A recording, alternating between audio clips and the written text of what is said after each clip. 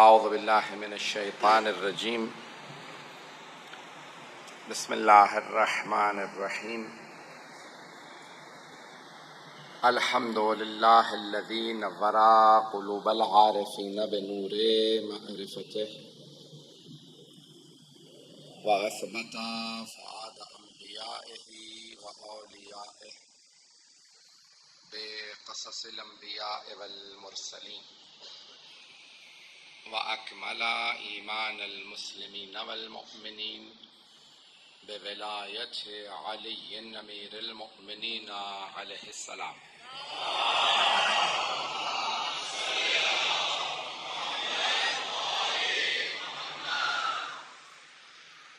والصلاة والسلام والتحية والإكرام على أفضل الموجودات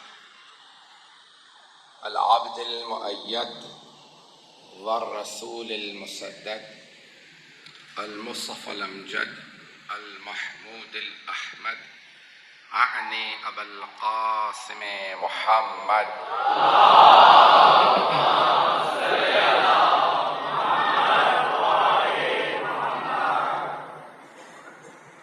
وعلى روحه ونفسه وسهره ووصيه سید الاتقیاء والاسفیاء مولا الموالی امام المتقین علی بن ابی طالب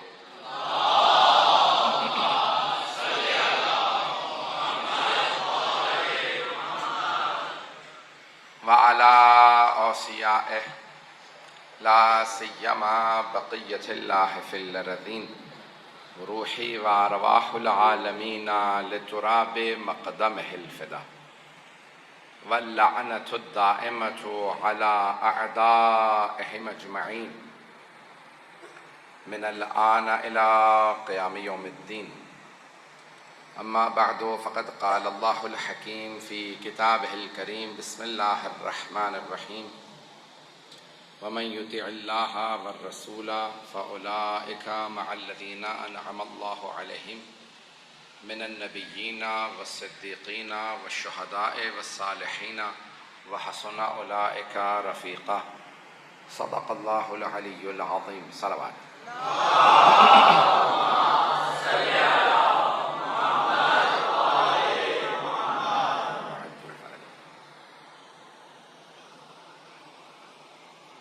بارش کے باوجود آپ تمام مومنین و مومنات اپنی عقیدتوں اور محبتوں کے اظہار کے لیے پھر بھی جناب سید الشہداء کی مجلس میں شریک ہوئے ہیں. جناب سیدہ سب کا آنا اپنی بارگاہ میں قبول فرمائے اور ہم سب کو اس نعمت عظمیٰ سے اسی طرح سرشار رکھیں کہ جس طرح سے عزاداری اس ملک میں آزاد ہے، آزاد رہے. یہ بہت بڑی نعمت ہے کہ عزاداری آزاد ہے. بہت سے ممالک میں لوگ چھپ چھپ کے عزاداری کرتے ہیں، بہت مشکل کام ہے. میں پوری دنیا میں دیکھ رہا ہوں کہ ایک تشیع کے خلاف یلغار ہے. میں نے عنوان لیا ہے ہمارے عقائد کے عنوان سے، شیعہ عقائد یا عقائد اہل بیت، کہ شیعوں کے یا اہل بیت کے ماننے والوں کے کیا عقائد ہونے چاہیے، قرآن اور اہل بیت نے ہمیں کیا بتایا ہے، رسول اسلام نے کیا عقائد ہم تک پہنچائے ہیں، وہ عقائد پیش کرنا چاہتا ہوں اس عشرے کے دوران.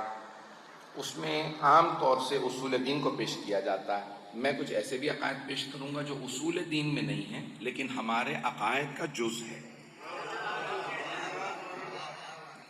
ہمارے عقائد کا جز ہے. جیسے ائمہ علیہ السلام نے منع کیا کہ اگر کوئی ان میں سے کسی ایک عقیدے کا انکار کر دے تو وہ ہمارا شیعہ نہیں ہے. ایسے بہت سے عقائد ہیں لیکن وہ اصول دین میں نہیں ہیں، اصول دین میں نہیں ہے. اصول دین اپنانے سے کوئی کسی دین میں آ جاتا ہے، اس دین میں آنے کے بعد بھی اعتقادی ارتقاء اور ترقی ضروری ہے. تبھی کوئی کربلا جاتا ہے. پتہ نہیں بات پہنچ رہی. سب کربلائی نہیں بنتے. ایسا نہیں تھا کہ سید الشہداء کے زمانے میں صرف 72 شیعہ تھے. اگر طبیعت کو گراں گزرے تو معذرت، لیکن کہے بغیر ٹلوں گا نہیں. اور سے سنیے گا سارے، مجھے مجمع کی توجہ چاہیے. ایسا نہیں تھا کہ سید الشہداء کے زمانے میں صرف 72 شیعہ تھے، لیکن صرف 72 کربلا گئے تھے. اس کا مطلب ہے کہ شیعہ بن جانے کے فوراً بعد بھی سارے شیعہ برابر نہیں ہوتے. اور آج جس طرح سے باہر سے یلغار ہے، داخل سے بھی یلغار ہے. میں کسی کی طرف اشارہ نہیں کر رہا ہوں، لیکن میں کوشش یہ کروں گا کہ ہمارے درمیان میں اتحاد پیدا ہو. وہ عقائد قرآن اور حدیث کی روشنی میں پیش کروں جو ائمہ اہل بیت چاہتے ہیں کہ شیعوں کے عقائد. بات پہنچ رہی ہے میری؟ تو عقیدہ وہ ہونا چاہیے جو ائمہ اہل بیت چاہتے ہیں ہمارا عقیدہ ہو. تو توحید کے چند جملوں کو پیش کروں گا اور فوراً بات کو آگے بڑھاؤں گا کہ ہمارا عقیدہ تمام چیزوں سے متعلق کیا ہونا چاہیے. ایک حدیث صرف پیش کر دوں. جیسے امام علی ابن موسیٰ الرضا علیہ السلام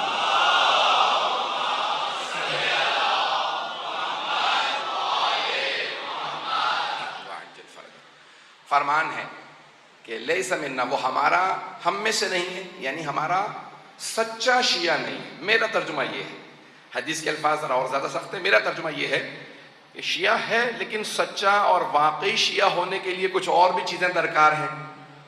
تو مولا فرماتے ہیں وہ ہمارا شیعہ نہیں ہے جو ان چیزوں کو نہ مانتا. اور مولا نے اس میں کچھ عقیدے بیان فرمائے ہیں. میرا موضوع ہے ہمارے عقائد. ہمارے سے مراد اہل بیت کے ماننے والوں کے عقائد کیا ہونے چاہیے.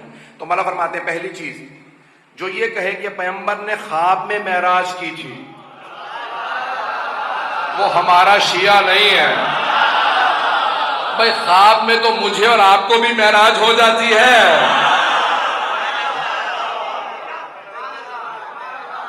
تو حبیب خدا کو جسمانی معراج ہوئی ہے. جو جسمانی معراج کا انکار کرے وہ شیعہ نہیں. چند عقائد اور پیش کر دوں.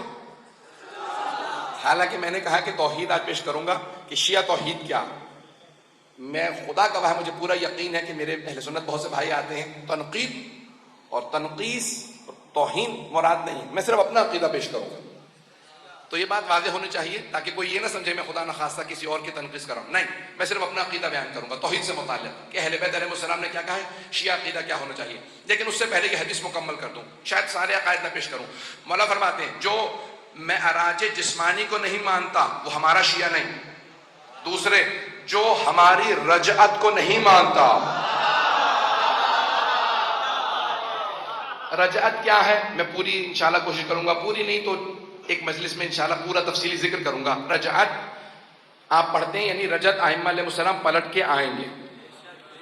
ہمارے 12 امام یہی اس دنیا میں.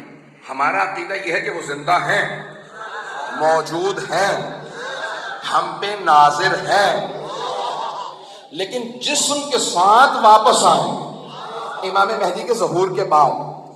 سب سے پہلے سید الشہداء آئیں گے، امیر المؤمنین آئیں گے، ہر امام واپس آئیں گے. لیکن ظہور کے فوراً بعد جو سب سے پہلے واپس آئیں گے وہ حضرت عباس و حضرت علی اکبر آئیں گے اور جنگی لباس میں آئیں گے. علماء سے پوچھا گیا یہی تو سب سے پہلے کیوں آئیں گے؟ کہ کیونکہ بہت سے لوگ شک کریں گے کہ ارے یہ کیسے ہو سکتا ہے کہ اگر عباس کو جنگ کی اجازت مل جاتی تو کیسے جنگ کرتے. تو وہ واپس آ کے لڑ کے بتائیں گے.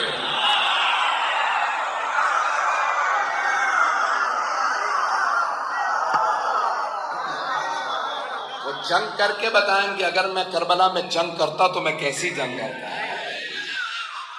یہ ہمارے عقائد ہیں کہ رجعت میں ہمارا عقیدہ ہے. رجعت میں پورے تفصیل سے پیش کروں گا انشاءاللہ.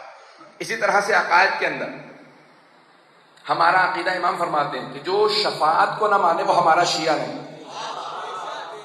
شفاعت کو جو نہ مانے وہ شیعہ نہیں ہے. مسلمان ہے، کافر نہیں کا امام ہے، کافر نہیں ہے، مسلمان ہے، لیکن جیسا اہل بیت کے ماننے والوں کا عقیدہ ہونا چاہیے ویسا اس کا عقیدہ. تو عقائد وہ بنائیں جو اہل بیت نے بتائے ہیں. میں انشاءاللہ پوری کوشش کروں گا کہ اہل بیت کے عقائد آپ کے سامنے پیش کروں. آئیے ذرا توحید سے متعلق بھی پیش کر دوں اگر سننا چاہیں گے. جتنی اب تک داد ملی اسی طرح سے داد مجھے محبت دیتے رہیے گا. میں جانتا ہوں موضوع خشک توحید کا، لیکن آپ کی محبتوں کی نظر کر رہا ہوں. اہل بیت کے ماننے والے اہل بیت کے تمام عقائد کو ویسے ہی مانتی ہیں جیسے آل محمد نے کہا ہے. تو اب میرے جتنے تمام دوسرے برادران بھی سن رہے ہیں وہ بھی سن لیجیے ہمارا عقیدہ کیا ہے. ہم اللہ کو وحدہ لا شریک مانتے ہیں کہ اللہ وحدہ لا شریک ہے اور وہ کسی کا محتاج نہیں ہے. اللہ الصمد، جیسے توحید میں سورہ اخلاص میں کہا اللہ الصمد، صمد یعنی جو کسی کا محتاج نہ ہو. اللہ محتاج نہیں، نہ وہ کسی شے میں حلول کرتا. ایک بات یہاں پہ روک کے اور کہہ دوں، اگر برا لگے تو مجھے پھر بھی پرواہ نہیں، کیونکہ میں جو اپنی ذمہ داری اور فریضہ سمجھتا ہوں میں امام زمانہ کو جواب دوں وہ عقیدہ پیش کروں گا. آج ہم میں بھی بہت سے عقیدے آنے لگے. دیکھیں پہلے صوفیہ ہم سے عقیدے لیتے تھے، اب صوفیوں کے عقیدے ہم میں بھی آنے لگے. جملہ میں کہہ گیا ہوں، میں اولیاء کا انکار نہیں کر رہا ہوں. میں یہ جو اولیاء ہیں یعنی ائمہ علیہ السلام کے علاوہ جو مقرب اللہ کے بندے ان کا انکار نہیں کر رہا ہوں، لیکن صوفیوں کے عقیدے نہ اپنائیں، اپنا عقیدہ صوفیوں کو دیں. نہیں پہنچا سکا ہوں، بہت سے چہرے ابھی بھی بنے ہوئے ہیں، توجہ سے سنیے گا.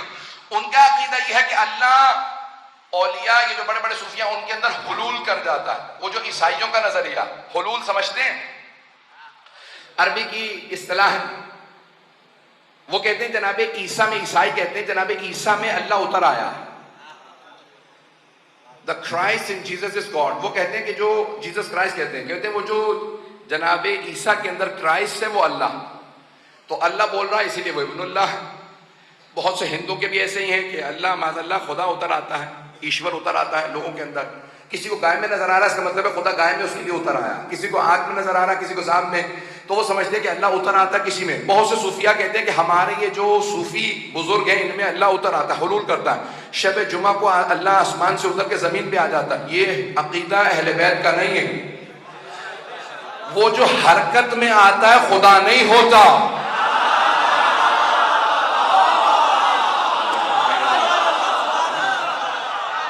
حرکت ایک مکان میں ہوتی ہے، جو زمان و مکان میں ہو وہ حرکت کرتا ہے. زمان و مکان، ٹائم اینڈ اسپیس. مجھے پتا ہے یہاں کے بہت سے بچے انگریزی میڈیم میں ہیں اس لیے الفاظ استعمال کرتا رہوں گا. ٹائم اینڈ اسپیس، زمان و مکان، جگہ. جو جگہ کا محتاج ہونا وہ حرکت کرتا ہے، جگہ میں جاتا ہے. جس نے جگہ کو بنایا ہو وہ جگہ میں نہیں ہوتا، جگہ سے باہر ہوتا.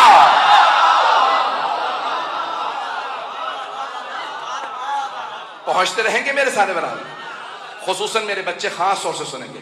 تو اللہ حلول نہیں کرتا. حلول کا ایک اور میں لفظ ٹو ڈیزولو انٹو تھنگس، کسی چیز میں حل ہو جانا. جیسے کسی نے مجھے پانی دیا، ایک صاحب نے کہا یہ نمک لے لیجئے، میں نے ان سے نمک لیا، پانی میں ڈالا اور اسے فوراً حل کر دیا.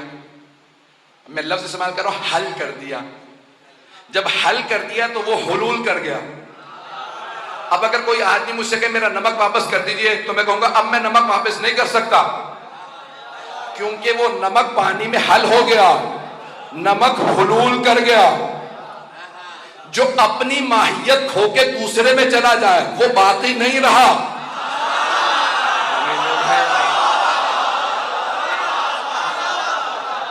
توحید واضح ہو رہی ہے. خدا کی قسم مجھے توقع نہیں تھی کہ آپ کا حسن سماعت اتنا بلند ہے، کہ آپ اتنی محبت سے سن رہے ہیں. میں سمجھ رہا تھا مجھے ایک ایک جملے کی وضاحت کرنی پڑے گی. آپ پہنچ رہے ہیں، میرے اشاروں پہ پہنچ رہے ہیں. آج میں اور زیادہ معتقد ہو گیا آپ کی محبتوں کا. تو اب جو حل ہو جائے، کسی نے چینی دی، میں نے چینی کو حل کر دیا، کہا چینی واپس کر دو، کہا اب واپس نہیں کر سکتا، کیونکہ یہ چینی اس پانی میں حل ہو گئی، ڈیزولو ہو گئی ہے، حلول کر گئی. جو شے حلول کر جائے نا وہ غائب ہو جاتی ہے، اپنی حیثیت کھو دیتی ہے. جو اپنی حیثیت کھو دے وہ کیسا خدا؟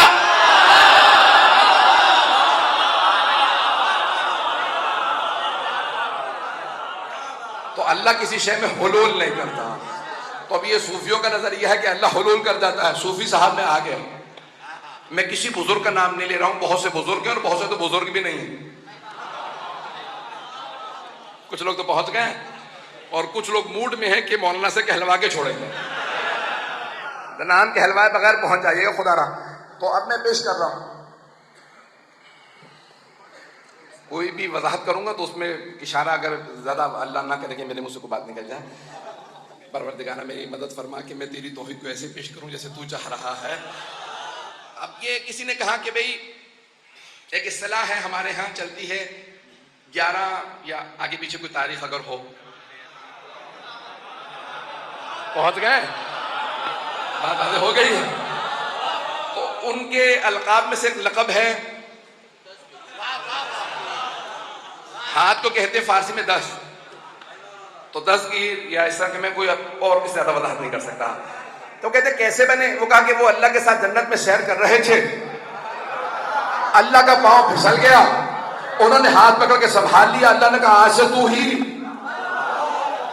پتہ نہیں لوگ پہنچے یا نہیں پہنچے. ایسی توحید کہ ہم قائل نہیں, ہم آل محمد کے ماننے والے, ہم علی مشکل کشا کے ماننے والے. توجہ توجہ, ہم مشکل کشا کے ماننے والے. ان سے کسی نے پوچھا یا علی آپ نے خیبر کا در کیسے اٹھایا؟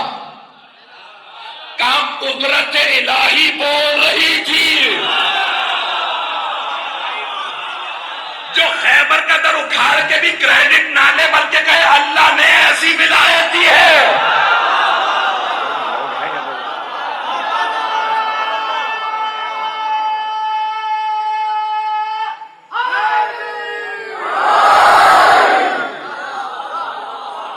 لوگ نہ جانے کیا کچھ لکھ دیتے, وہ اپنے متعلق پتہ نہیں کیا کچھ کہہ دیتا. اگر علی کے علاوہ کوئی اور ہوتا خیبر کا در اکھاڑنے والا, پتہ نہیں لوگ ہے یا نہیں. اب سمجھ میں آیا اللہ کیوں ایسوں ہی کو بناتا ہے. نہیں پہنچا سکتا. توجہ توجہ سارے من میں. ایسا نہیں کہ انبیاء علیہ السلام نے معجزات دکھائے. جناب عیسیٰ نے مردوں کو زندہ کیا. جب مردے زندہ کیے تو بہت سے عیسائیوں نے کہا یہ ابن اللہ, یہ اللہ کا بیٹا. جناب عزیر کو یہودیوں نے کہہ دیا یہ اللہ کا بیٹا. جن انبیاء نے چھوٹے چھوٹے معجزات دکھائے تھے, لوگ ہیں یا نہیں, مولا میری مدد فرمائیں گے یا علی ادرکنی. جن انبیاء نے چھوٹے چھوٹے معجزات دکھائے تھے نا, جناب عیسیٰ نے مردہ زندہ کیا, جناب موسیٰ نے سنگریزے اٹھائے, بڑے بڑے انبیاء علیہ السلام نے مختلف, جناب داؤد نے لوہے کو ہاں سے چیر دیا. انبیاء نے چھوٹے چھوٹے معجزات دکھا تو بہت سے ان کے ماننے والے انہیں خدا کہنے لگے. علی مرتضیٰ نے اشارہ کیا سورج پلٹ آیا, رسول خدا نے اشارہ کیا چاند کے 2 ٹکڑے ہو گئے, جناب سیدہ کی در پہ ستارہ آ گیا. توجہ, علی نے خیبر کا در اکھاڑا, مرحب حارث اندر کو پچھاڑا, اور ایسے ایسے معجزات دکھا کے کسی کو مارا پھر زندہ کیا. زندہ کا جنازہ پڑھایا وہ مردہ ہو گیا. تو اب سب کہنے لگے نا چھوٹے چھوٹے معجزات دکھانے والے خدا, تو یہ کیسے خدا نہیں؟ تو میرے مولا نے ہر معجزہ دکھانے کے بعد سجدہ شکر کیا. بھائی میں معجزہ دکھا کے سجدہ شکر کر کے بتا رہا ہوں میں خدا نہیں ہوں, اس نے مجھے ولایت دی ہے.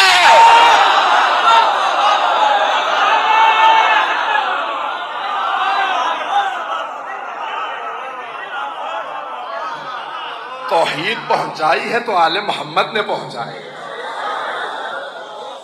پہنچ رہے ہیں ذرا عزیزانے کے نام. یہ توحید, ہم یہ نہیں کہتے توحید بچائیے, ذات توحید کو کوئی نہیں بچا سکتا. بھائی دیکھیں کربلا نہ ہوتی خدا پھر بھی ہوتا, لیکن ماننے والا کوئی نہ ہوتا, نہیں پہنچا سکا. اگر معاذ اللہ, میں گستاخی نہیں کر رہا ہوں, کربلا نہ ہوتی خدا پھر بھی ہوتا, ماننے والا کوئی نہ ہوتا.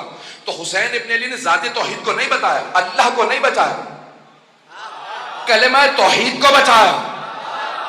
اللہ تو ہوتا, کوئی لا الہ الا اللہ کہنے والا نہ ہوتا. اب سمجھ میں آیا بیعت کیوں نہیں کی. یہ بیعت حسین کا معاملہ نہیں تھا, توحید کا معاملہ تھا.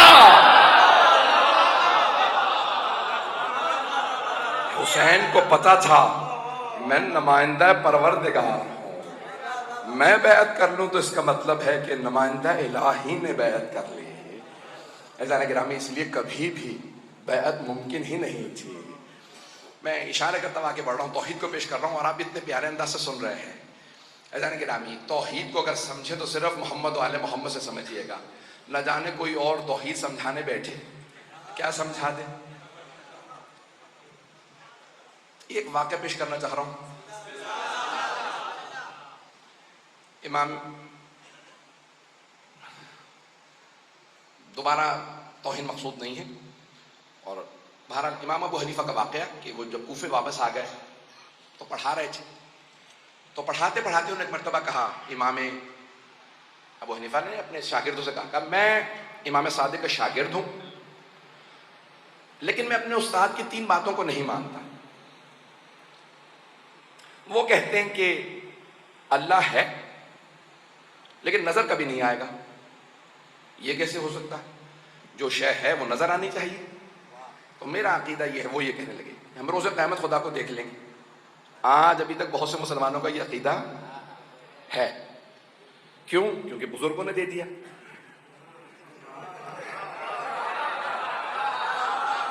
عقیدہ وہی بنائیے گا جو آل محمد کا. ہمارے عقائد پیش کر رہا ہوں آل محمد کے. کوئی کسی کو برا تو نہیں لگ رہا؟ سنیں گے حضرات؟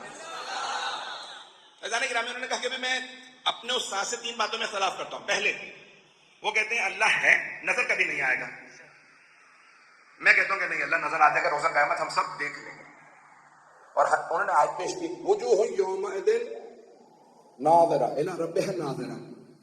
اس دن چہرے گھبرائے ہوئے ہوں گے اور اپنے رب کو دیکھ رہے ہوں گے. کا قرآن کی آیت ہے کہ لوگ چہرے اللہ کو دیکھ رہے ہوں گے. چھٹے امام سے پوچھا، مولا اس کی تفسیر کیا ہے؟ آیت ہے قرآن کی کہ اس دن چہرے پریشان ہوں گے، اپنے رب کو دیکھ رہے ہوں گے. کہ یہ ظاہری دیکھنا نہیں ہے. کہ یہاں دیکھنے سے مراد یہ ہے کہ اللہ کی رحمت کے منتظر ہوں گے. نہیں پہنچا سکا. آپ بھی کئی مرتبہ اپنے بزرگوں سے کہتے ہیں جب میں پریشان ہوتا ہوں تو میں آپ ہی کی طرف دیکھتا ہوں یعنی میری امیدیں آپ سے ہوتی ہیں. کیا اس دن اللہ کو دیکھ نہیں رہے ہوں گے، اللہ سے امید لگائے بیٹھے ہوں گے. رحمت الہی کو دیکھ، پتہ نہیں لوگ ہیں یا نہیں. کیا اوروں سے نہ سمجھنا، ہم آل محمد سمجھائیں گے. آیتوں کا مفہوم کیا ہے؟ وارث سمجھا سکتا ہے. تو پہلا اعتراض کہ بھئی ہم روز قیامت اللہ کو دیکھ لیں گے. دوسرا اعتراض انہوں نے کیا، انہوں نے کہا کہ امام صادق علیہ السلام فرماتے ہیں کہ ہم اپنے افعال کے ذمہ دار خود ہی ہیں. ہم نیکی کریں تو ہمیں ثواب ملے گا، برائی کریں گناہ کریں تو عذاب ملے گا. یہ کیا بات ہوئی؟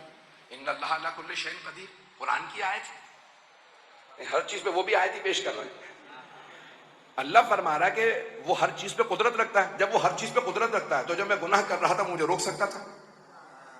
اس نے مجھے قتل سے نہیں روکا، اس کا مطلب ہے وہ چاہتا تھا میں قتل کر دوں. تو اللہ چاہتا تھا اس لیے میں نے گناہ کیا. اب میں اپنے افعال کا ذمہ دار نہیں. بات واضح ہو رہی ہے؟ یہ خاموشی توجہ کی علامت ہے یا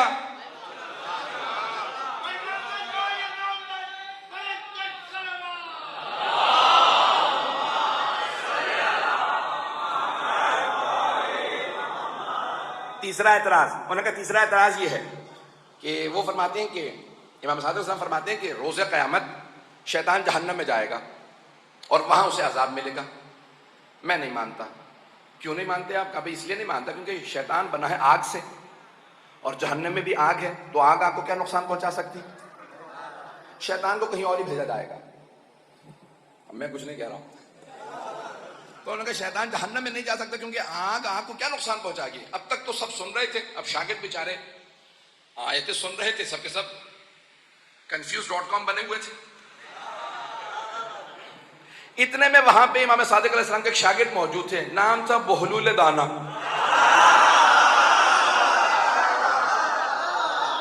انہوں نے ایک مٹی کا ڈھیلا اٹھا لیا اور اٹھا کے سر میں دے مارا. اچھا جیسے ڈھیلا سر میں لگا وہ چکرا کے ممبر سے نیچے ہوتا رہا. میں یہی کہوں گا اور تو کچھ نہیں. انہوں نے کہا میں نے خود اپنی آنکھوں سے دیکھا یہ جو بہلول ہے نا اس نے مجھے پتھر مارا، پکڑو اسے. سارے شاگرد ان کے پیچھے. اب وہ بیچارے بوڑھے آدمی دوڑنے لگے گلیوں میں کوفے کی. سارے شاگرد ان کے پیچھے، وہ آگے آگے. اب کتنی دیر دوڑتے؟ اور ویسے بھی بیچارے کو بھاگنے دوڑنے کی عادت تو تھی نہیں. لوگ ہیں نہیں، بات پہنچ رہی ہے. تو کچھ ہی دیر میں شاگرد انہوں نے پکڑ لیا اور سب پیٹنے لگے انہیں. جب مارنے لگے تو انہوں نے کہا کیا بات ہے، کیوں مار رہے؟ کہا تم نے ہمارے استاد کو مارا. اب وہ اس حالت میں بھی جو امام کا شاگرد ہوتا کیسا ہوتا، اس حالت میں بھی پلٹ کے کہتے ہیں البینۃ علی المدعی. پیغمبر نے فرمایا ہے کہ جو مدعی دعویٰ رکھنے والا وہ گواہ لے کے آتا، پھر جرم ثابت ہوتا. جس کا میرے خلاف دعویٰ ذرا اسے تو لے کے آؤ. میں نے تم کو نہیں مارا، جسے مارا ذرا اسے لے کے آؤ. بیچارہ کا عدالت کرتا ہے، جواب سب کے سامنے دو. پتہ نہیں بات پہنچ رہی نہیں بات. تو انہوں نے کہا البینۃ علی المدعی، جس نے میرے خلاف دعویٰ کیا ذرا اسے لے آؤ. انہوں نے کہا ٹھیک ہے، قاضی کے پاس لے چلتے ہیں. انہیں پکڑا، گھسیٹنے لگے. سارا کوفہ جمع ہو گیا. کہا کیا ہوا؟ کہا امام ابو حنیفہ کا کیس ہے، عدالت میں جانا. فوراً پہنچے. کہا کیا بات ہے؟ قاضی نے کہا لے کے آؤ. دعویٰ کرنے والا کون ہے، مدعی کون؟ کہا لے آئے. کہ یہ دعویٰ رکھتے ہیں. کہ کیا معاملہ ہے؟ قاضی نے پوچھا. کہ بھئی اس نے مجھے پتھر مارا. قاضی نے فوراً سوال کیا بہت جانے سے، آپ نے پتھر مارا؟ کہا پتھر مارا ہے؟ کہا. اقرار تیسری دفعہ کرو کہ جانتے ہو سزا ہے؟ کہ ایک منٹ رک جاؤ، پہلے ذرا مجھے سوال کرنے دو. پتھر مارنے سے ہوا کیا ہے تمہیں؟ کہ تمہیں لوگ صحیح کہتے ہیں تم پاگل ہو. بھائی پتھر لگا، میرے سر میں درد ہو رہا. کہ اگر تو درد دکھا دے نا تو پھر مجھے سزا دلوا دے. اگر تو درد دکھا دے. اس نے کہا بھائی درد دکھانے والی شے نہیں ہے، درد کو محسوس کیا جاتا. کہ تو نے تو کہا تھا جو شے ہو نظر آنی چاہیے. خدا بھی ہے، نظر نہیں آتا، محسوس کیا جاتا ہے.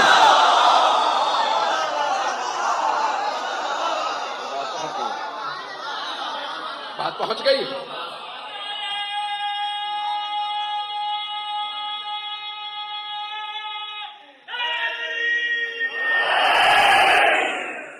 توجہ ہے نہیں کرا؟ میں توحید اہل بیت کو پیش کر رہا ہوں. تو کہاں پہ تم نے تو کہا تھا جو شے ہے وہ نظر آنی چاہیے. اللہ بھی ہے، اللہ نظر آنا چاہیے. کہ نہیں، درد نظر نہیں آتا، تم بات کو ٹال رہے ہو.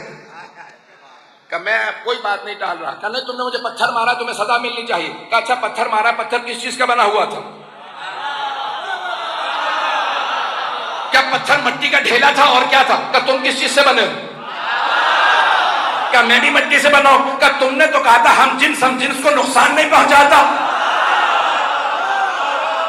آگ آگ کو نقصان نہیں پہنچا سکتی. جب آگ آگ کو نقصان نہیں پہنچاتی تو پھر مٹی کو کیسے نقصان پہنچا رہی ہے؟ اگر بات پہنچ گئی ہو، اگر بات پہنچ گئی ہو تو کہا کہ مٹی کو نقصان پہنچا رہی ہے، آگ آگ کو عذاب دے سکتی ہے.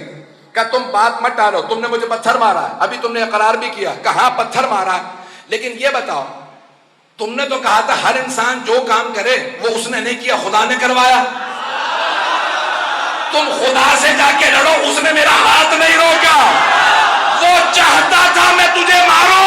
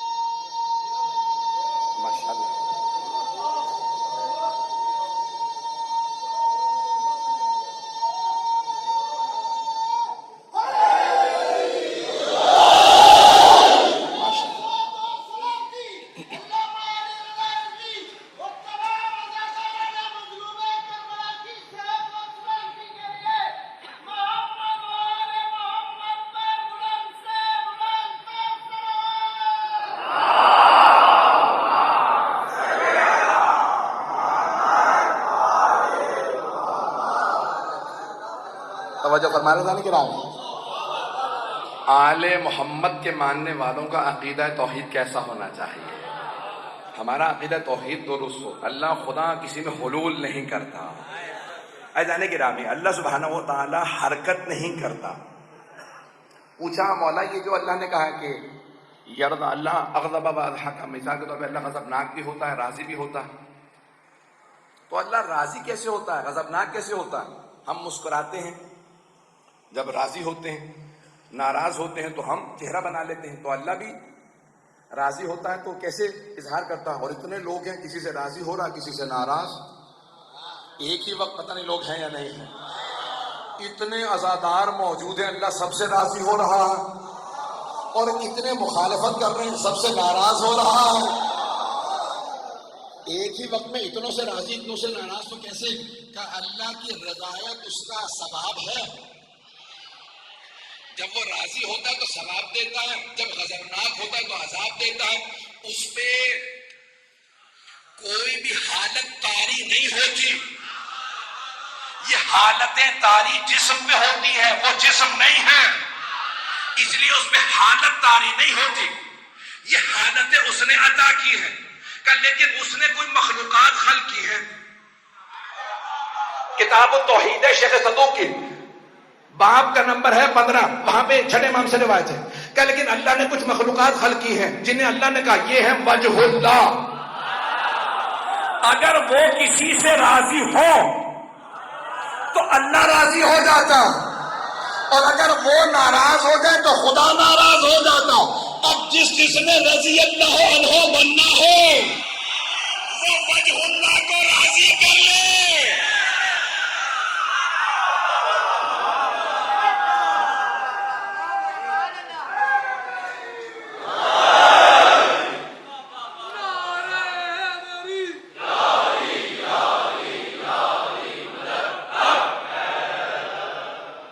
توجہ ہے جانی.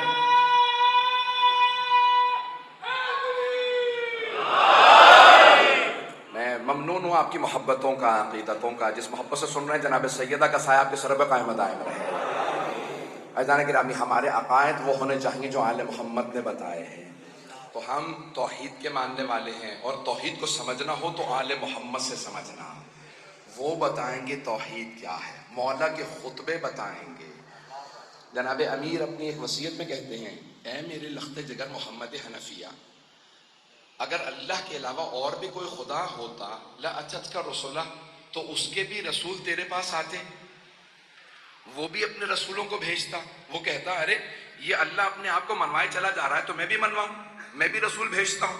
کہ کسی نبی کا یہ نہ کہنا کہ اللہ کے علاوہ اور کوئی خدا ہے، یہ خود ایک دلیل ہے کہ 1,24,000 انبیاء ایک کے بعد ایک آتے رہے، سبھی کہتے رہے لا الہ الا اللہ، لا الہ الا اللہ. نہیں پہنچا سکا. اگر ایک بچہ باہر سے آئے اور کہے کہ حادثہ ہو گیا یا آگ لگی، میں نے وہاں پہ مثال دی تھی، تو آپ سب کے سب مانیں گے کہ بچہ آیا ہے، شاید جا کے دیکھ لیں. کچھ کہیں نہیں ہم نہیں جاتے، بچہ ہے، اتنے میں دوسرا بچہ آ جائے اور وہی بات دہرائے. کچھ لوگ پھر بھی کہیں گے ارے بچے ہیں کیا ضرورت ہے، اتنے میں تیسرا بچہ آ جائے، پھر چوتھا، پانچواں، 10، 12، 14، 1,24,000. عزیزان گرامی، یہ 10، 12، 14 بچے ہی آ جائیں گے نا تو آپ کہیں گے نہیں باہر جا کے دیکھو کچھ نہ کچھ ہوا ہوگا. ارے بچے نہیں، مولا فرما رہے 1,24,000 معصوم نبی سب ایک ہی بات دہرا رہے ہیں، لا الہ الا اللہ.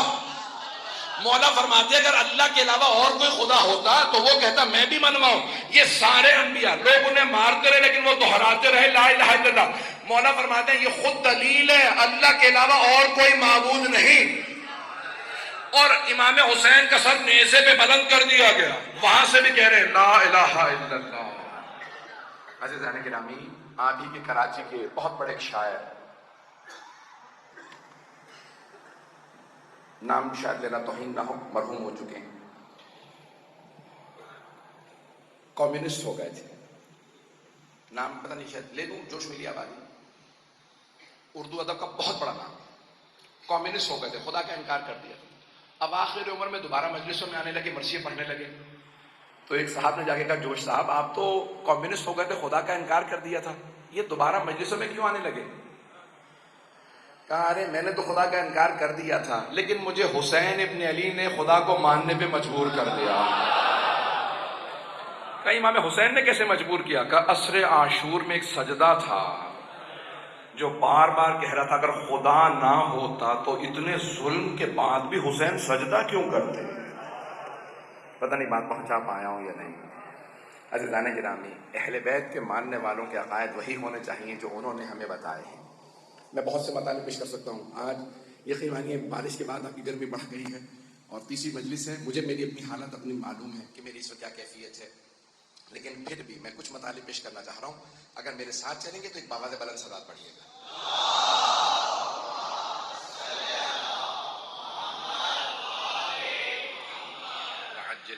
بس بھئی دوسرا عقیدہ ہمارا سن لیجیے، وہ ہے عدل۔ ہم عدل اور عدالت کے قائل۔ شیعہ عدل کو اصول دین میں مانتے ہیں، اہل بیت کے ماننے والے اصول، باقی سب کے یہاں فروع دین میں عدل ہے، ہمارے یہاں اصول دین میں عدل ہے۔ اصول دین میں ہمارے عدل ہے۔ اور سے سنیں گے، میں جانتا ہوں تاخیر 11:30 ہو چکے ہیں، کل سے انشاءاللہ تعالیٰ جلدی آ جائیں گے، میں اور مطالب پیش کروں گا تفصیل سے۔ سن لیجیے عدالت سے متعلق ہمارے تمام مسلمان بھائیوں کے یہاں فروع دین میں ہے عدالت، ہمارے یہاں اصول دین میں ہے عدالت۔ اصول دین میں عدالت ہے۔ وہ کہتے ہیں کہ نہیں، عدالت فروع دین میں ہے اور اس کے اندر بھی ڈیفینیشن جو اللہ کر دے بس وہی عدل ہے۔ ہم کہتے ہیں نہیں، جو عدل ہے اللہ وہی کرتا۔ وہ کہتے ہیں جو اللہ کرے، جسے چاہے جنت میں بھیج دے، بس یہی عدل ہے، کسی کو برا نہ کہو۔ اب سمجھ میں آیا یہ اصول دین سے عدل کا نکالنا کیوں ضروری تھا؟ کتنے لوگوں کو کلین شیٹ دینے کے لیے، پتہ نہیں لوگ پہنچا پا رہا ہوں یا نہیں پہنچا پایا۔ سارے مجمع کی توجہ ہو، تھوڑی سی وضاحت کر دیتا ہوں۔ ہمارے بہت سے مسلمان بھائی یہ کہتے ہیں بھائی انصاف ہونا چاہیے، ہم کہتے ہیں نہیں، عدالت ضروری۔ عدل اور انصاف میں فرق ہے، انصاف ہے نصف سے، عدالت کیا ہے؟ وضع الشیء فی محلہ، توجہ، کسی بھی شے کو اسی کی جگہ پہ رکھنا عدالت ہے۔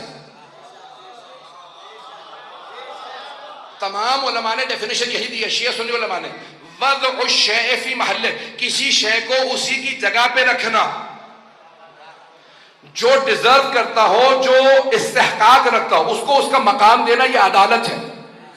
انصاف کیا ہے؟ دو افراد میں اختلاف ہے، آپ نے دونوں کو راضی کر لیا، یہ انصاف ہے۔ نہیں پہنچا سکا پھر بھی توجہ، ایک روٹی پہ دو افراد کا اختلاف ہو گیا، ایک کہتا ہے یہ روٹی میری ہے، دوسرا کہتا ہے میری ہے، میں انصاف کروں تو میں روٹی کے 2 ٹکڑے کروں، دونوں کو ایک ٹکڑا دے دوں، یہ ہے انصاف۔ دونوں کو کچھ نہ کچھ مل گیا، یہ انصاف ہے۔ عدل کیا ہے؟ معلوم کروں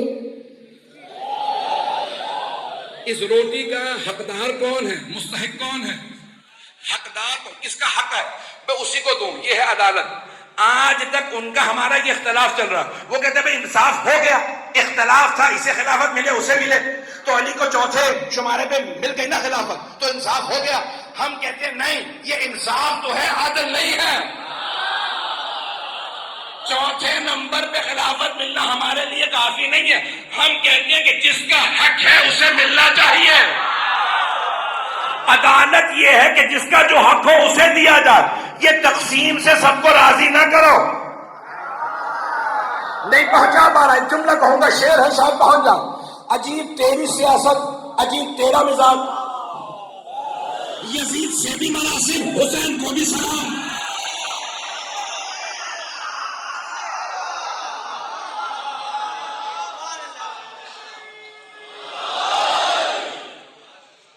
میں اسی پہ اختتام کروں گا، 5 سے 7 منٹ زحمت دوں گا اگر چلیں گے، اگر مجمع چلے گا میرے ساتھ میں چلوں گا۔ عدالت کی تھوڑی سی اور تعریف میں، عدل کیا ہے؟ عزیزان گرامی، تمام چیزوں پہ، ان کی تعریف پہ آپ کا اختلاف ہو سکتا ہے، لیکن عدالت کی تعریف پہ، ڈیفینیشن پہ اختلاف نہیں ہوگا۔ غور سے سنیے گا، عقلی پوری بحث پیش کر رہا ہوں۔ 11:30 بجے پیش کرنا آسان کام نہیں ہے، یہ مجھے پتا، میرے کلیجے سے پوچھئے گی کتنا مشکل کام ہے۔ ایک علمی موضوع کو لے کے چلنا اور ایک پیچیدہ بحث کو، عقلی بحث کو آپ کے سامنے پیش کرنا اس رات کے پہر کے اندر آسان نہیں۔ آئیے ذرا پیش کر رہا ہوں، تھوڑا سا وقت لگے گا لیکن سنیے گا۔ بہت سی چیزوں کی آپ کی ڈیفینیشن حالات اور واقعات کے بدلنے پہ تعریف بدل جائے گی۔ آپ ایک ٹرین میں جا رہے ہیں، میں چند مثالیں دوں گا۔ ایک آدمی 4 بچوں کے ساتھ ٹرین میں سوار ہو جاتا ہے۔ بچے بے انتہا شرارتی، کسی سے اینک چھین لیتے ہیں، کسی سے اخبار چھین لیا، کوئی آدمی کھانا کھا رہا کھانا اٹھا لیا۔ ہر آدمی کہے گا یہ کس قسم کے بچے ہیں، کیسا باپ ہے بچوں کو سمجھا نہیں رہا۔ 1-2 گھنٹہ بچے سب کو تنگ کرتے ہیں، اتنے میں صاحب اٹھتے ہیں، کہتے ہیں کیسے باپ ہیں آپ، بچوں کو روکتے نہیں۔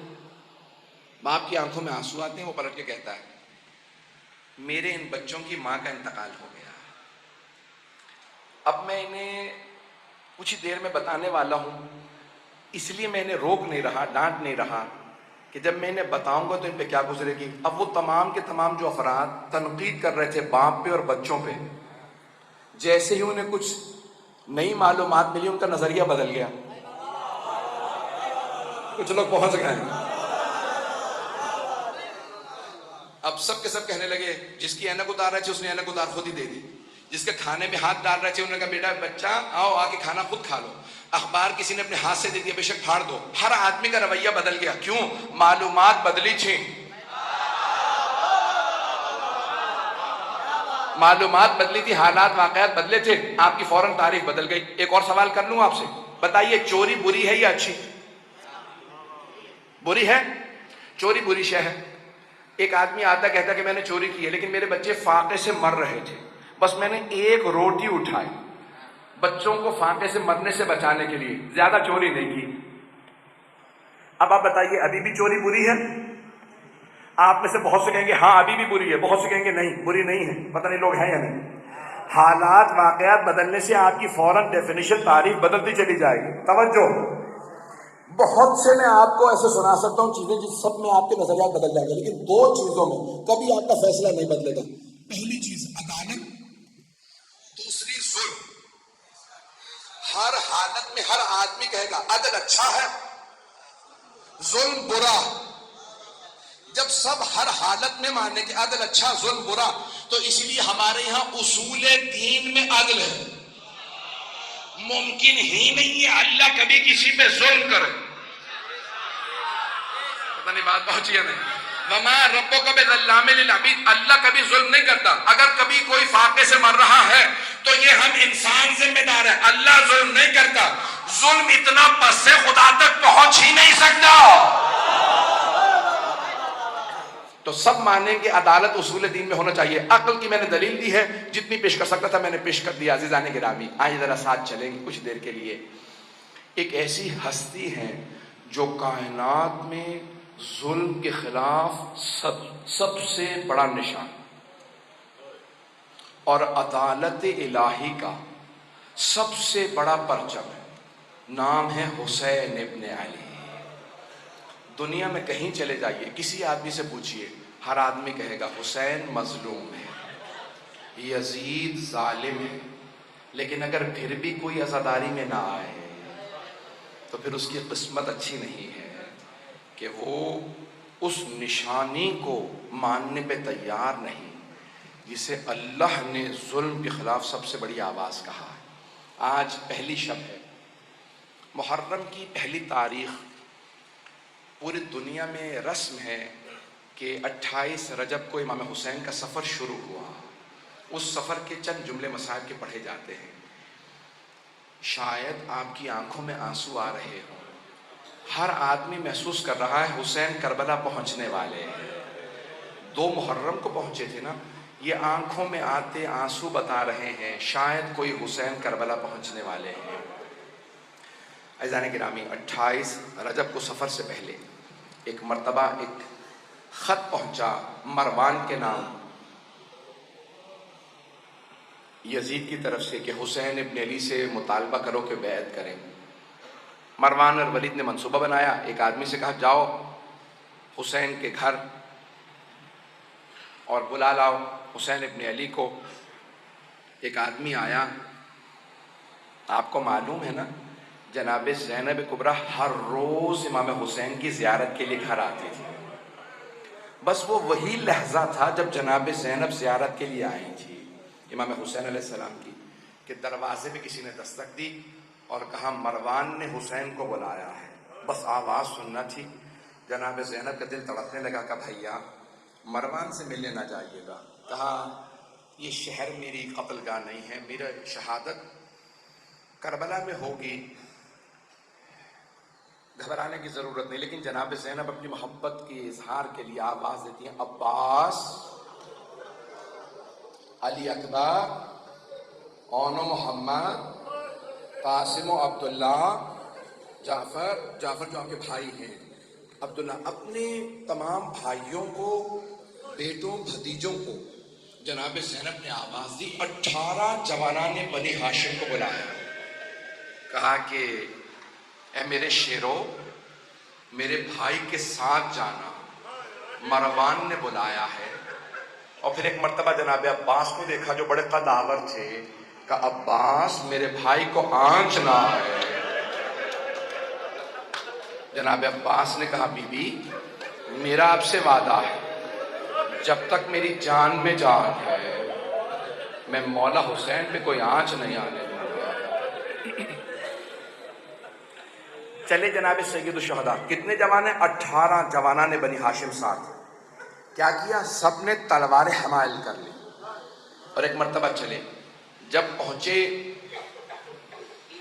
دارالامارہ یا گورنر کے گھر پہ پہنچے تو ایک مرتبہ لوگ جو سپاہی کھڑے تھے انہوں نے سب کو روکا. کہا آپ لوگ نہیں جا سکتے، صرف حسین جا سکتے ہیں. تو جناب عباس نے اسے کچھ نہیں کہا، جناب سید الشہداء کی طرف دیکھا.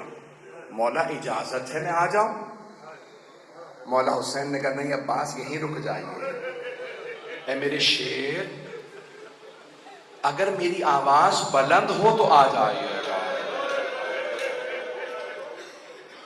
جناب سید الشہداء اندر تشریف لے گئے. مروان نے کہا کہ شام سے بری خبر آئی ہے، مسلمانوں کے خلیفہ معاویہ مر گئے ہیں اور نیا خلیفہ یزید ہے. نئے خلیفہ نے آپ سے بیعت کا مطالبہ کیا، آپ بیعت کیجیے. سید الشہداء نے کہا میں بیعت نہیں کروں گا. تو کہا کہ آپ کو بیعت کرنا ہوگی. مولا نے کہا اگر یہ کوئی اچھی بات ہے تو دروازے بند کر کے کیوں پوچھ رہا ہے؟ کل مسجد نبوی میں سارے مجمع کے سامنے سوال کرنا، میں وہیں جواب دوں گا. ایک مرتبہ ولید نے ہاتھ سے اشارہ کیا کہ یہیں گردن اتار لو، حسین اکیلے ہیں. ایک مرتبہ سید الشہداء کو جلال آیا کہ یبن الزرقاء، اور نیلگو نین رکھنے والی عورت کے بیٹے، اس کی ماں بدکارہ تھی. امام نے اس کی ماں کا نام لے کے کہا انت تقتلنی ام ہوا، تو میرا قتل کرے گا یا یہ میرا قتل کرے گا؟ جب بلند آواز سے بولے نا، جناب عباس کے کانوں میں آواز آئی کہ مولا جلال میں. دروازے کو دھکیلا، دیکھا دروازہ بند. آپ جانتے ہیں نا گورنروں کے ہاؤس کے بڑے بڑے دروازے ہوتے ہیں، دروازہ بڑا تھا، بند تھا. جناب عباس نے کہا علی اکبر ذرا پیچھے ہٹنا. اپنا بازو دروازے پہ مارا، دروازہ گرا دیا. دروازہ گرا کے فوراً تیزی سے اندر بڑھے، تلوار کھینچی. کہا مولا کیا حکم ہے، کس کا سر قلم کر دوں؟ مولا حسین نے سینے پہ ہاتھ رکھا. کہا عباس یہ نانا کا شہر مدینہ ہے، میں نہیں چاہتا یہاں خون بہے، تلوار واپس رکھ لیجیے. جناب عباس نے تلوار رکھی، دونوں کو دیکھا، مروان و ولید کو دیکھا. کہا اگر میرے آقا مجھے حکم دیتے میں تم دونوں کو جان سے مار دیتا، لیکن میرے مولا نے اجازت نہیں دی. میں ایک مرتبہ ہاتھ جوڑ کے کہوں گا مولا عباس، ابھی مولا حسین کی آواز کچھ بلند ہوئی تھی، آپ نے دروازہ گرا دیا.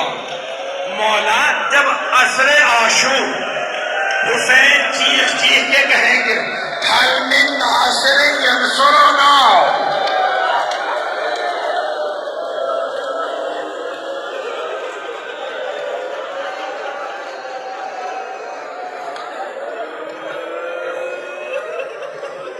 جب عصر میں آواز بلند ہوگی اے غازی عباس اس وقت کیا کیجئے گا؟ بعض مورخین نے، بعض مقتل نویسوں نے یہ جملہ لکھا ہے، جب امام حسین نے کہا نا حل من ناصر ینصرنا، تو فرات کے کنارے ایک لاشا تڑپنے لگا. اجرکم اللہ اجرکم. بس بھائی میں بھی پڑھوں گا. ایک مرتبہ جناب سید الشہداء واپس گھر میں واپس ایک مرتبہ ایک فہرست بن گئی کہ عباس میں نے فہرست میں نام لکھ دیے کون کون ساتھ جائے گا. عباس سب مردوں کو بتا دو کون کون ساتھ آئے گا. مستورات کو میں بتاؤں گا. جناب عباس علیہ السلام نے فہرست پڑھنا شروع کی. آپ بتانا شروع کیا کہ علی اکبر آپ کا نام بھی ہے, قاسم آپ کا نام بھی ہے, جعفر آپ کا نام بھی, اپنے بھائی سے کہا عبداللہ آپ کا نام بھی ہے, پھر کہا اون و محمد تم دونوں کے نام بھی ہے. سب کو بتاتے رہے. اب ایک مرتبہ ایک چھوٹے بچے کا نام آیا. وہ بچہ کسی بیوی کے ہاتھ میں تھا. علماء نام بتاتے ہیں فاطمہ صغریٰ. آپ جانتے ہیں بچوں کو بتایا نہیں جا سکتا کہ آپ کا نام بھی ہے. تو جانتے ہیں جناب عباس نے کیا کیا؟ آئے جناب فاطمہ صغریٰ کے پاس کا بی بی اس بچے کا نام بھی ہے, اس بچے کا نام بھی ہے, یہ بھی کربلا ساتھ جائے گا. اجرکم اللہ. بعض علماء نے یہ بھی لکھا ہے نا کہ بی بی بیمار تھی فاطمہ علیلہ. اکثر عرب کے جو مقتل نبی سے وہ کہتے ہیں کہ جناب فاطمہ صغریٰ وہ جو بیمار بچی تھی تو انہوں نے جناب سید الشہداء سے کہا بابا آپ مجھے ساتھ نہیں لے جا رہے, بابا علی اصغر کو میرے پاس چھوڑ جائیے, میں اسے کھلاتی رہوں گی, میرا دل بہلا رہے گا, جب بھی مجھے آپ یاد آیا کریں گے بابا میں علی اصغر کو دیکھ لیا کروں گی, میں علی اصغر کو کھلاؤں گی. اب جناب سید الشہداء نے جناب فاطمہ صغریٰ سے کچھ نہیں کہا, جناب علی اصغر کو آغوش میں لیا, کان میں کچھ کہا, نہ جانے کیا کہا. جناب علی اصغر مولا کی آغوش میں آ گئے, کسی کے پاس نہیں جا رہے تھے, مولا کے پاس آ گئے. میرا دل کہتا ہے مولا حسین نے کہا ہوگا علی اصغر اگر آپ کربلا نہیں جائیں گے تو حرملہ کا تیر کون کھائے گا؟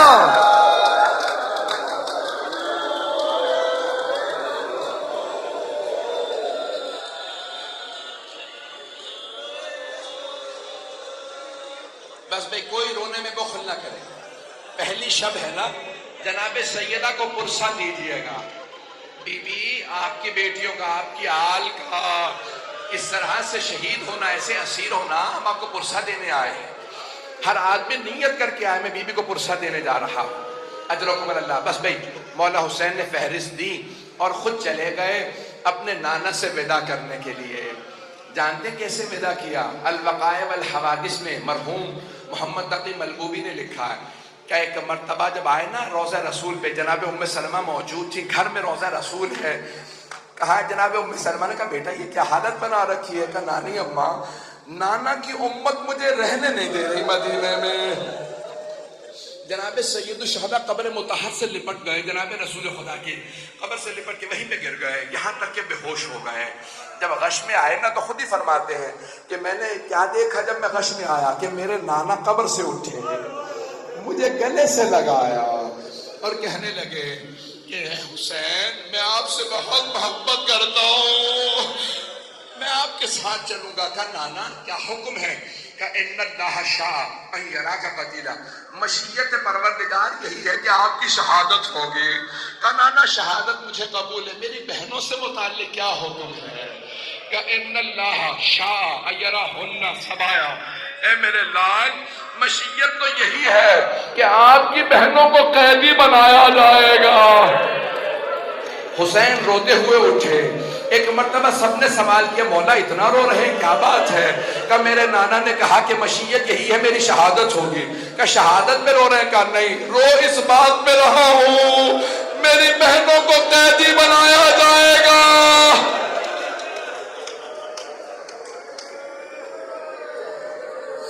میری بہنوں کو قیدی بنایا جائے گا. اجرکم اللہ. بس بھئی جناب سید الشہداء ایک مرتبہ گئے, کہاں؟ اپنی ماں جناب سیدہ کی قبر پہ گئے.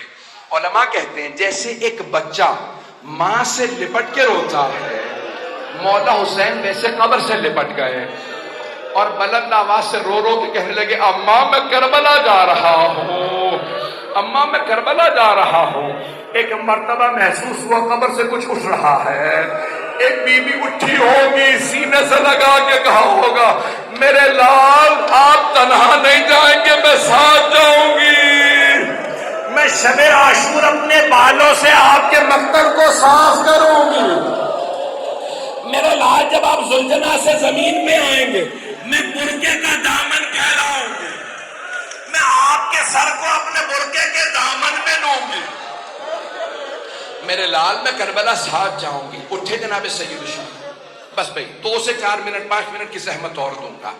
اٹھے جناب سید الشہداء، ایک مرتبہ گھر آئے اور کہا کہ سب تیار ہو جائیں، 28 رجب ہے۔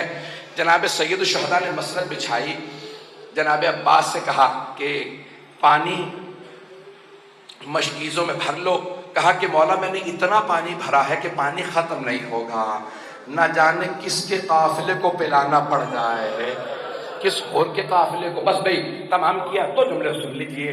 ایک مرتبہ سید الشہداء نے مسند بچھائی، بیٹھ گئے، کہا عباس اماریاں سجا دی جائیں، کجاوے ہوں، اور ایک مرتبہ اچھے اچھے کپڑوں کے اندر، مجھے نہیں معلوم، مخمل چھاں، مختلف علماء کہتے ہیں بڑے ہی سجائے ہوئے اماریوں کو جناب عباس لے کے آئے، کیوں؟ علی کی بیٹیاں جا رہے ہیں، اماریاں سجائی ہوئی ہیں، کہا اماریاں لے کے آتے رہنا، بیویوں کو ایک ایک مرتبہ سب کو سوار کرا دیا جائے۔ میں نے سارے مصائب چھوڑ دیے۔ ایک مرتبہ سید الشہداء مسند بچھائے بیٹھے ہیں، آواز دی، ایک کنیز سے کہا کہ سب کو بیویوں کو بلاتے رہنا، آواز دی کہ حسن مجتبیٰ کی بیوہ آ رہی ہے، مولا حسین نے آواز دی قاسم ماں کو سوار کرا دو۔ جناب عبداللہ، جناب قاسم و عبداللہ، ایک نے اپنا گھٹنا زمین پہ رکھا، دوسرے نے اماری کا پردہ ہٹایا، بازو تھاما، ماں کو سوار کرا دیا، سارے میں نے مسائل چھوڑ دیے۔ سنے گے جملہ؟ ایک مرتبہ کسی نے کہا لیلا آ رہی ہے، مولا حسین نے کہا علی اکبر ماں کو سوار کرا دو۔ جناب علی اکبر نے ماں کا بازو تھاما، نہ جانے ماں کے کلیجے پہ کیا بیچ رہی ہوگی، اماری کا پردہ ہٹایا، ماں کو اماری پہ سوار کرا دیا۔ اتنے میں آواز آئی علی کی بیٹی ام کلثوم آ رہی ہے، مولا حسین نے آواز دی عباس بہن کو سوار کراؤ، علی اکبر اماری کا پردہ ہٹاؤ، قاسم گھٹنا زمین پہ رکھو، اونو محمد سب سے کہو سایہ کر دے۔ جناب ام کلثوم آئی، اتنے میں آواز آئی علی کی بیٹی زینب کبریٰ تشریف لا رہی ہے۔ راوی عبداللہ ابن سنان کہتے ہیں میں نے اپنی آنکھوں سے دیکھا حسین مسند سے کھڑے ہو گئے، سارے جوانوں میں سایہ بنا، جیسے جناب زینب آئی، جناب عباس نے کہا بی بی میں آپ کو سوار کرا دوں، جیسے بازو تھاما کا عباس رک جاؤ، آج میں بھیا آپ سے سوار نہیں ہونا چاہتے۔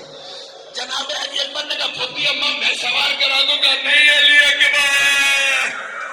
ایک مرتبہ اور محمد آگے بڑھے کہ اماں ہم حاضر ہیں، کہ نہیں رک جاؤ۔ اب جناب سید الشہداء نے خود کہا کہ بہن میں آپ کو سوار کرا دوں، بی بی نے کہا بھیا مجھے معاف کر دیجئے، لیکن آج میں حسین آپ سے بھی سوار نہیں ہوگی۔ کہا بہن پھر کون سوار کرائے آپ کو اماری پہ؟ کہا بھیا جو مجھے 11 محرم کو ناکہ پہ سوار کرائے گا وہی مجھے آج سوار کرائے۔ میرے مولا نے آواز دی میرا سجاد بیٹا،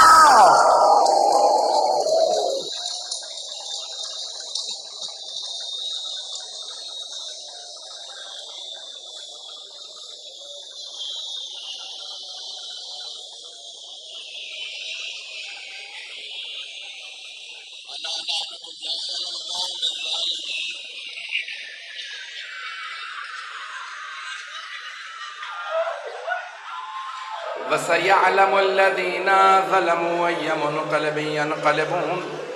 2 منٹ بیٹھے رہیں گے،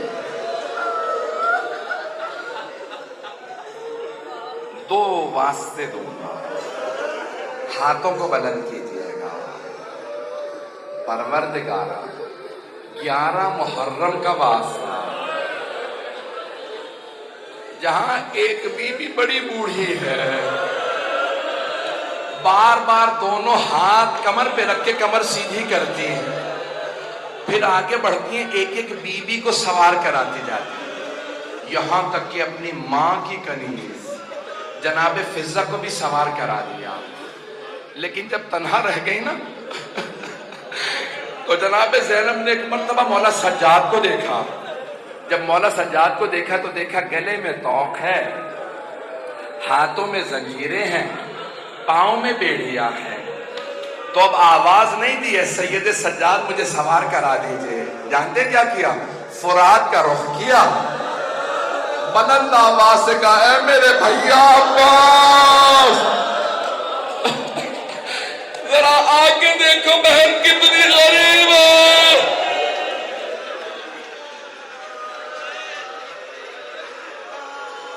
جناب سید سجاد آگے بڑھے، کہا پھوپھی اماں میں آپ کو ناقہ پہ سوار کرا دوں گا پروردگارہ۔ 11 محرم کے اس لحظے کا واسطہ جب مولا سجاد نے اس حالت میں زنجیروں کے ساتھ پھوپھی کو سوار کرایا، جب سوار کرا دیا نا تو ایک مرتبہ مقتل کو دیکھنے لگے مولا سجاد مقتل کو دیکھنے لگے، آنسو بہ رہے تھے، ایک رنگ آ رہا تھا ایک جا رہا تھا۔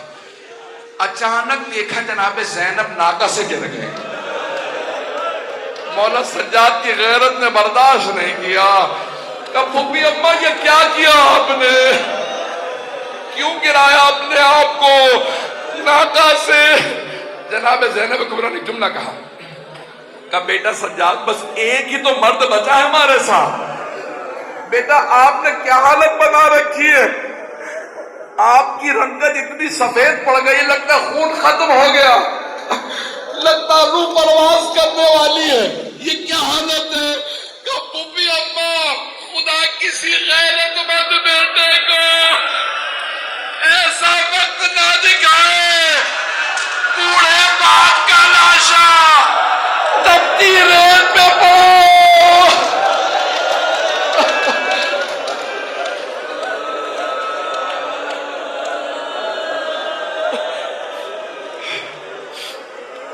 کہ پھوپھی اماں جوان جہان بیٹا، طاقتور بیٹا، باپ کا لاشا۔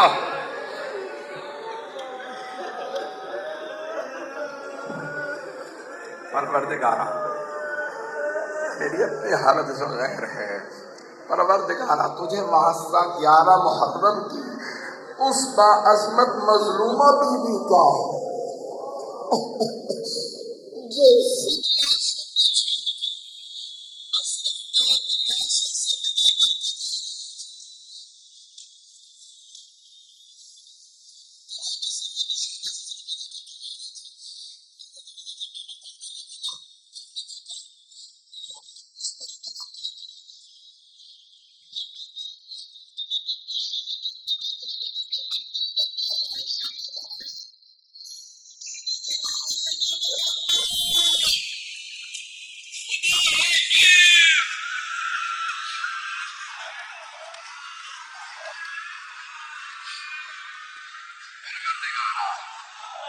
اس بی بی کی عظمتوں کا واسطہ ہمیں امام زمانہ کا ظہور دیکھنا نصیب فرما، دشمنان اہل بیت کو نیست و نابود فرما، پروردگارہ داعش طالبان کو غارت فرما، مؤمنین کی حفاظت فرما، جو ہاتھ بلند ہے کسی کو رد نہ فرما، پروردگارہ ہمارے تمام مریضوں کو شفاء کاملہ عاجلہ عنایت فرما، بے اولادوں کو اولاد عنایت فرما، مقروضوں کے قرض ادا فرما، پروردگارہ کشمیر میں حالات بہت خراب ہیں، کشمیر کو آزاد فرما، پروردگارہ عراق میں، شام میں، بحرین میں، یمن میں، نائجیریا میں، نہ جانے کہاں کہاں، پروردگارہ سب کی حفاظت فرما، ہمارے مقامات مقدسہ کی حفاظت فرما، اس امام باقا کو ترقی عنایت فرما، پروردگارہ جتنے مومنون و مومنات موجود ہیں سب کی توفیقات میں اضافہ فرما، عزاداروں کی حفاظت فرما، پروردگارہ بے خطر عزاداری پورے دنیا میں عزاداری ہو رہی ہے، پوری دنیا میں آج پہلی محرم تھی، پروردگارہ آج کے دن کے صدقے میں تجھے واسطہ ایک اور واسطہ دوں گا، مجھے معاف کر دیجئے گا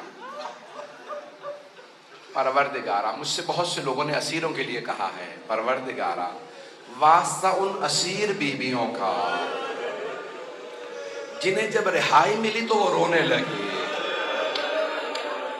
ارے کبھی اسیر رہائی پہ بھی روتے ہیں، نہ جانے ان پہ قید میں کیسی رونے پہ پابندی تھی کہ رہا ہوتے ہی رونے لگی ساری بیویاں، رہائی ملی تو سب رو رہی تھی۔ پروردگارہ ان بیویوں کی اسیری کا واسطہ، پروردگارہ ہمارے تمام اسیروں کو، خصوصاً جو ہمارے علماء مومنین اسیر ہیں، سب کو رہائی کی خبر عنایت فرما۔ ربنا تقبل منا انك انت السميع العليم بحق محمد وآله الطيبين الطاهرين المعصومين۔